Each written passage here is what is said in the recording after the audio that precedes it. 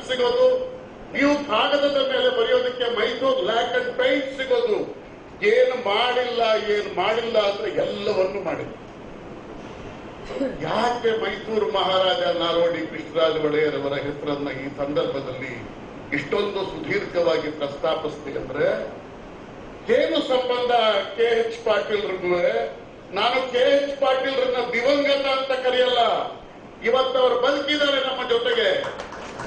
ನಾಲ್ವಡಿ ಕೃಷ್ಣರಾಜ ಒಡೆಯರ್ ಅವರು ಯಾವ ರೀತಿ ನಮ್ಮ ಜೊತೆಗೆ ಬದುಕಿದ್ದಾರೋ ಹಾಗೆಯೇ KH ಪಾಟೀಲ್ರು ನಮ್ಮ ಜೊತೆಗೆ ಬದುಕಿದ್ದಾರೆ. ಕಾಲು ಶತಮಾನಗಳ ನಂತರವೂ KH ಪಾಟೀಲ್ರು ಇಷ್ಟೊಂದು ಜನಪ್ರಿಯತೆಯನ್ನ ಕಾಯ್ದುಕೊಂಡು ಬಂದಿದ್ದಾರೆ ಅಂದ್ರೆ ಅವರು ದಿವಂಗತರಾಗಿಲ್ಲ, ಅವರು ಚಿರಂಜೀವಿಯಾಗಿದ್ದಾರೆ, ನಮ್ಮ ಜೊತೆಗೆ ಬದುಕಿದ್ದಾರೆ. ಈ ಮಾತುಗಳನ್ನು ಯಾಕೆ ಹೇಳಿದೆ? Why very Nalvadi Krishnaraja Wodeyar, very KH Patil. Nalvadi Krishnaraja Wodeyar ಅವರು ಮೈಸೂರು ಪ್ರಾಂತದವರು, KH ಪಾಟೀಲ್ನವರು, KH ಪಾಟೀಲ್ರು ಗದಗದವರು. ಇವ್ರಿಗೂ ಅವ್ರಿಗೂ ಎಲ್ಲಿಯ ಸಂಬಂಧ? ಮೈಸೂರಿನ ಮಹಾರಾಜ ನಾಲ್ವಡಿ ಕೃಷ್ಣರಾಜ ಒಡೆಯರ್ ಮೈಸೂರು ರಾಜ್ಯದ ಅರಸರಾಗಿ ಮೈಸೂರಿನ ಸರ್ವಾಂಗೀಣ ಅಭಿವೃದ್ಧಿಗೆ ಯಾವ ಕೊಡುಗೆಯನ್ನ ನೀಡಿದ್ರೋ ಅಂಥದೇ ಕೊಡುಗೆಯನ್ನ ಗದಗ ಹುಲಿಕೋಟೆಯಲ್ಲಿ ನಿಂತು ಗದಗ ರಾಜ್ಯವನ್ನ, ಗದಗ ತಾಲೂಕನ್ನ ಅಭಿವೃದ್ಧಿ ಪಡಿಸಿದ್ರು KH ಪಾಟೀಲ್. ಅವರು ರಾಜ್ಯದ ಮುಖ್ಯಮಂತ್ರಿ ಆಗಿದ್ರೆ ಪ್ರಾಯಶಃ ನಾಲ್ವಡಿ ಕೃಷ್ಣರಾಜ ಒಡೆಯರ್ ಅವರನ್ನ ನಾವು ನೆನಪಿಸ್ಕೊಳ್ತೀವಲ್ಲ, ಅದೇ ರೀತಿ KH ಪಾಟೀಲ್ರ ಹೆಸರನ್ನು ನಾವು ನೆನಪಿಸ್ಕೊಳ್ತಾ ಇದ್ವಿ. ಅದಕ್ಕೆ ಈ ಕಂಪ್ಯಾರಿಸನ್ ಅನ್ನು ನಾನು ಕೊಟ್ಟೆ. ಯಾಕೆ ಅಂದ್ರೆ ಮನೆಗೆದ್ದು ಮಾರುಗೆಲ್ಲು ಅನ್ನೋದೊಂದು ನಮ್ಮ ಕನ್ನಡದ ಪ್ರಖ್ಯಾತ ಗಾದೆ. ಯಾವುದೇ ಒಬ್ಬ ಶಾಸಕ, ಈಗ ಇದು ಡೆಮಾಕ್ರಸಿ ಅಲ್ವಾ, ನಾಲ್ವಡಿ ಕೃಷ್ಣರಾಜ ಒಡೆಯರಾದ್ರೂ ಮಹಾರಾಜ, ಇಡೀ ರಾಜ್ಯಕ್ಕೆ ಅವ ಅಧಿಪತಿ. ರಾಜ್ಯದ ಸಮೃದ್ಧಿ, ರಾಜ್ಯದ ಅಭಿವೃದ್ಧಿ, ಜನತೆಯ ಕ್ಷೇಮ ಇದೆಲ್ಲವನ್ನ ನಾಲ್ವಡಿ ಕೃಷ್ಣರಾಜ ಒಡೆಯರ್ ಅವರು ಮಾಡಬೇಕಾಗಿತ್ತು. ಆದ್ರೆ KH ಪಾಟೀಲ್ ರಾಜ್ಯದ ಮುಖ್ಯಮಂತ್ರಿ ಅಲ್ಲ, ಅವರು ಮಹಾರಾಜ ಅಲ್ಲ, ಅವರು ಗದಗಿನ ಶಾಸಕರಾಗಿದ್ರು. ಗದಗ ತಾಲೂಕಿನ ಗದಗ ತಾಲೂಕೇ ಅವರ ಕರ್ಮ ಭೂಮಿ ಆಗಿತ್ತು. ಅಲ್ಲಿ ಏನ್ ಮಾಡಿದ್ರು?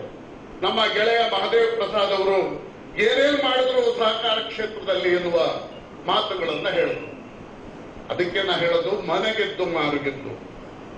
DM ನಂಜುಂಡಪ್ಪ ಅವರು ಒಂದು ವರದಿಯನ್ನ ಕೊಟ್ಟರು. DM ನಂಜುಂಡಪ್ಪ ಅವರ ವರದಿ ಏನು ಹೇಳುತ್ತೆ?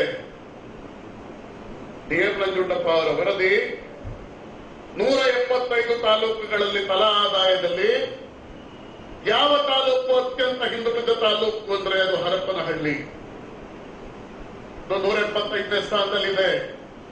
ನೆಕ್ಸ್ಟ್ ಯಾವುದು ಹಿಂದುಳಿದ ತಾಲೂಕು? ಅದು ನಮ್ಮ great farmer chief minister Dharam Singh ಅವರ ಜೇವರ್ಗಿ, 174ನೇ ಸ್ಥಾನ. You will be shocked. ನಾನು ನೆಕ್ಸ್ಟ್ ಹೇಳ್ತೀನಿ. ನನ್ನ ಹುಟ್ಟಿದ ಊರು, MI ರಾಜಶೇಖರನ್ ಅವರಿದ್ದ ಊರು, ಬೆಳೆದ ಊರು. ರಾಜಕೀಯದಲ್ಲಿ 1967ರಲ್ಲಿ ನಾನು 10th ಸ್ಟ್ಯಾಂಡರ್ಡ್ ಓದ್ತಾ ಇದ್ದೆ. ನೆನಪಿದೆ, ಅವರ ಪೋಸ್ಟರ್ಸ್ ಅಲ್ಲಿ ಅದ್ಭುತವಾಗಿ ರಾಜಶೇಖರನ್ ಅವರ ಭಾವಚಿತ್ರಗಳನ್ನು ಹಾಕಿದ ಪೋಸ್ಟರ್ಸ್ ಕನಕಪುರ ಲೋಕಸಭಾ ಕ್ಷೇತ್ರದ ಉದ್ದಗಲಕ್ಕೂ ಇತ್ತು. ಆ ಚುನಾವಣೆಯಲ್ಲಿ ರಾಜಶೇಖರನ್ ಅತ್ಯಧಿಕ ಬಹುಮತದಿಂದ ಚುನಾವಣೆಯಲ್ಲಿ ಜಯಗಳಿಸಿದರು. ಅದಾದ ನಂತರ 1971ರಲ್ಲಿ ಕನಕಪುರ ಲೋಕಸಭಾ ಕ್ಷೇತ್ರ ಜೀವ ಕೊಟ್ಟದ್ದು, ಶಕ್ತಿ ಕೊಟ್ಟದ್ದು ಯಾರಿಗೆ ಗೊತ್ತಾ? ಚಿತ್ರದುರ್ಗದ ಜಾಫರ್ ಶರೀಫ್ ಅವರಿಗೆ. ಈ ಕನಕಪುರ ಲೋಕಸಭಾ ಕ್ಷೇತ್ರ ಪರ್ ಕ್ಯಾಪಿಟಲ್ ಇನ್ಕಮ್ನಲ್ಲಿ ಎಷ್ಟಿರ್ಬೋದು? ಮುಂದಕ್ಕೆ ಹೇಳ್ತೀನಿ ಕೇಳಿ, ಆಮೇಲೆ ಈ ಪ್ರಶ್ನೆಗೆ ಉತ್ತರ ಕೊಡಿ. 1971ರಲ್ಲಿ ಜಾಫರ್ ಶರೀಫ್ ಗೆದ್ರು. ಕನಕಪುರ ಲೋಕಸಭಾ ಕ್ಷೇತ್ರದಲ್ಲಿ ಎಷ್ಟು ಜನ ಮುಖ್ಯಮಂತ್ರಿಗಳಾದ್ರು? 4 ಜನ. ಕೆಂಗಲ್ ಹನುಮಂತಯ್ಯ ಅವರು, ರಾಮಕೃಷ್ಣ ಹೆಗಡೆ ಅವರು, HD ದೇವೇಗೌಡ ಅವರು, ಸನ್ಮಾನ್ಯ HD ಕುಮಾರಸ್ವಾಮಿ ಅವರು.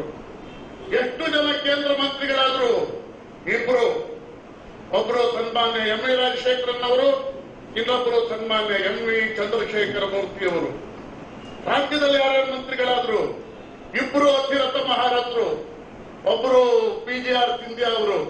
ಜನತಾದಳದ ಸರ್ಕಾರ ಅಧಿಕಾರಕ್ಕೆ ಬಂದ ಎಲ್ಲ ಸಂದರ್ಭದಲ್ಲಿ ಕಾಯಂ ಸಚಿವ PGR ಸಿಂಧ್ಯಾ. ಮತ್ತೊಬ್ರು ಯಾರು? ಕನಕಪುರ ವಿಧಾನಸಭಾ ಕ್ಷೇತ್ರ ಅದನ್ನ ಪ್ರತಿನಿಧಿಸ್ತಾ ಇರುವಂತಹ DK ಶಿವಕುಮಾರ್. ಯಾವುದೇ ಕಾಂಗ್ರೆಸ್ ಪಕ್ಷ ಅಧಿಕಾರಕ್ಕೆ ಬರಲಿ 1993 ನಂತರ DK ಶಿವಕುಮಾರ್ ಇಲ್ಲದೆ ಆ ಸರ್ಕಾರ ಆಗೋದೇ ಇಲ್ಲ. ಇಷ್ಟೆಲ್ಲ ಅತಿರಥ ಮಹಾರಥರಿದ್ದು ಕನಕಪುರ ಲೋಕಸಭಾ ಕ್ಷೇತ್ರ ಪರ್ ಕ್ಯಾಪಿಟಲ್ ಇನ್ಕಮ್ ಅಲ್ಲಿ ಯಾವ ಸ್ಥಾನದಲ್ಲಿದೆ ಹೇಳಿ? ಎಷ್ಟಿರ್ಬೋದು ಹೇಳಿ ಸರ್ ಒಬ್ರು? 173. ನಮಗೆ ನಾಚಿಕೆ ಆಗ್ಬೇಕು ಇಂಥ ಗ್ರೇಟ್ ಲೀಡರ್ಸ್ ಅನ್ನ ನಾವು ಈ ಕನಕಪುರ ಕ್ಷೇತ್ರ ಕೊಡ್ತು. ಆದ್ರೆ 173ನೇ ಸ್ಥಾನ ಕನಕಪುರ ಪರ್ ಕ್ಯಾಪಿಟಲ್ ಇನ್ಕಮ್ ಅಲ್ಲಿ.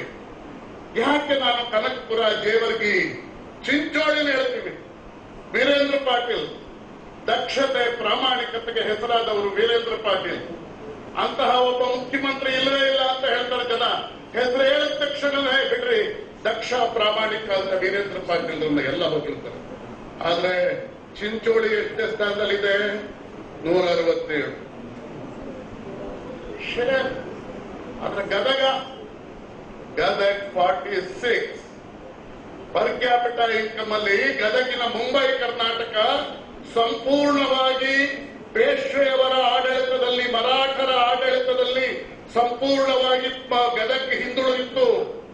ಆ ಗದಗ ವಿಧಾನಸಭಾ ಕ್ಷೇತ್ರ KH ಪಾಟೀಲ್ ರವರ ದೂರದೃಷ್ಟಿ ಒಳಗೆ 46 ಬಂತು. ಪ್ರಾಯಶಃ ಈಗ ಮತ್ತೆ ಏನಾದ್ರೂ ಒಂದು ಸರ್ವೆ ಮಾಡಿದ್ರೆ KH ಪಾಟೀಲ್ ಅವರ ಪುತ್ರರಾದ HK ಪಾಟೀಲ್ರು ಗದಗ ವಿಧಾನಸಭಾ ಕ್ಷೇತ್ರದ ತಲಾದಾಯ ಎಷ್ಟಿದೆ ಅಂದ್ರೆ ಪ್ರಾಯಶಃ 10ಕ್ಕೆ ಬರ್ಬೋದೇನು. ಅಂದ್ರೆ 10th ಪ್ಲೇಸ್